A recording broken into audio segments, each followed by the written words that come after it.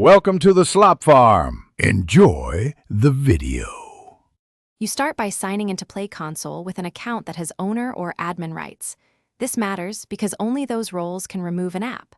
Once signed in, open the app's dashboard and confirm you've exported any APKs, OB, and store listing text.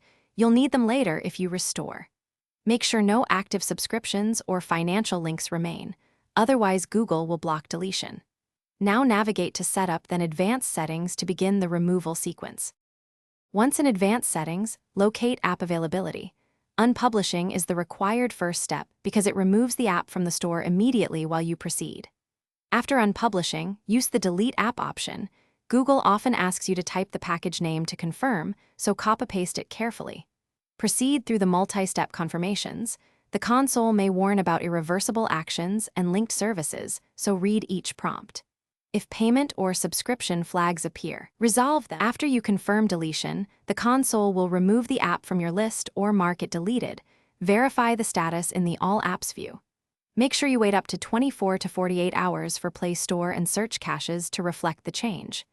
If deletion fails, check unresolved payments, subscriptions, or Play Console warnings. These are common blockers.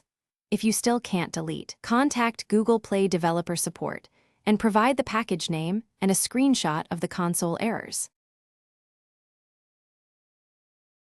Thanks for watching. Consider subscribing if we helped you today.